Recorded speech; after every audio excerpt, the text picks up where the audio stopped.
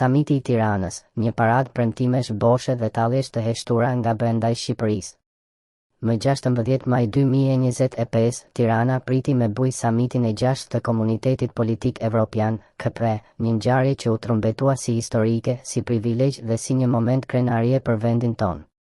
Qeveria shqiptare, e udhëhequr nga kryeministri Edi Rama, u kujdes që çdo rrugë, çdo ambient, çdo dalje televizive të pasqyronte madhështinë e kësaj ngjarjeje. Duke ndaluar jetën e kryeqytetasve. Flamuj, bllokime rrugësh, masa të jashtëzakonshme sigurie dhe një qytet që për 24 orë u kthye në skenografi të përkohshme për një Europë që, të paktën në letër, na konsideron partner strategjik. Por çfarë mbeti pas këtij spektakli? Çfarë i solli realisht Shqipërisë ky summit? Dhe më e rëndësishmja, a jemi ne pjesë e projektit evropian, apo thjesht një figurant në teatrin gjeopolitik që luhet çdo 2 vjet në ndonjë kryeqytet periferik të kontinentit? Një summit i temave të mëdha dhe përgjigjeve të paqarta. Summiti u fokusua në 4 shtylla kryesore: siguria demokratike dhe stabiliteti, konkurrueshmëria ekonomike, migracioni dhe rinia, dhe roli i Evropës në një botë të re. Të gjitha tema të mëdha, me fjalë të mëdha dhe me shumë deklarata të përgjithshme. Por për Shqipërinë, një vend që pret prej më shumë se një dekade hapjen e kapitujve real të negociatave për antarësim, fjalët nuk mjaftojnë. Asnjë premtim konkret për hapjen e ndonjë kapitulli të ri. Asnjë datë. Asnjë garanci. Vetëm një tjetër mbështetje për perspektivën evropiane të Ballkanit Perëndimor. Një fjali që tingëllon si një shprehje simpatike për një fqinj të varfër që ftohet në drek, por mbahet gjithmonë jashtë dhomës ku merren vendimet e vërteta. Tallja që nuk thuhet, por ndihet. Evropa, në veçantë udhëheqësit e saj, nuk kanë nevojë të na përçmojnë hapur. Ata e bëjnë këtë përmes heshtjes, përmes mungesës së vendimeve konkrete, përmes diplomacisë së ftohtë që përsëri të njëjtin refren çdo vit. Shqipëria ka bërë përparim, por duhet të përmbush më shumë reforma.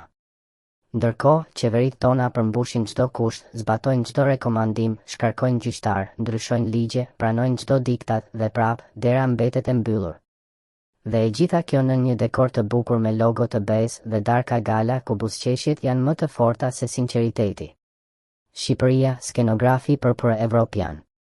Tirana u zgjodh për të organizuar summitin sepse është një kartolinë e bukur për t'u treguar se BE-ja kujdeset për fqinjet. Por kujdesi real? Ai është tjetër gjë. Shqipëria nuk mori asnjë fond të ri të veçantë për zhvillim, as ndonjë marrëveshje konkrete për integrimin e tregut, as ndonjë lehtësi për qytetarët që jetojnë e punojnë në vendet e BE-s. Zero. Në vend të kësaj, Shqipëria ofroi hoteleri, siguri, staf dhe spektakël për të lavdëruar veten e të tjerët. Një kukull e zbukuruar për të luajtur rolin e mikpritësit të përsosur. Dhe më pas harrohet. Sikur asgjë të mos kishte ndodhur. Rama dhe retorika e boshatisur. Kryeministri Rama e quajti summitin një fitore për Shqipërinë dhe një dëshmi e pjekurisë së saj politike. Por në fakt, ishte një sukses i imazhit personal të tij, një shfaqje ku ai qëndroi në qendër të skenës, pa asnjë rezultat konkret për qytetarët shqiptar. Ai u shfaq krah Macronit, Scholzit, Melonit dhe të tjerëve. U pa në kamera dha intervista. Por nuk solli asgjë të re në tavolinë.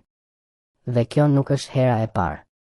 Retorika e tij është gjithnjë e njëjtë, ne po bëjmë gjithçka, Evropa është vonë. Por a nuk është vetë kjo shenjë dështimi? Të bësh gjithçka dhe të mos marrësh asgjë? E ardhmja jonë, me syt nga Evropa, me shpinën nga realiteti. Shqipëria vazhdon të mbajë shpresën evropiane si një idol të shenjtë.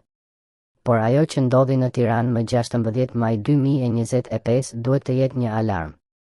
Ne nuk mund të vazhdojmë të shesim spektakël për premtime boshe. Ne nuk mund të lejojmë që krenaria kombëtare të shërbejë si dekor për politikat hipokrite të Brukselit. Nëse BE do Shqipërinë, le ta provojmë me vepra, jo me fjalë. Dhe nëse jo, atëherë le ta pranojmë realitetin, le të ndalojmë për uljen dhe le të fillojmë të ndërtojmë një politikë të jashtme që bazohet në interesat tona reale dhe në respektin për veten tonë. Në fund të ditës, samiti i Tiranës ishte një shfaqje. Dhe Shqipëria ishte skena. Por aktorët e vërtet, ata që marrin vendime, nuk ishin shqiptarët. Ne ishim vetëm figurantët.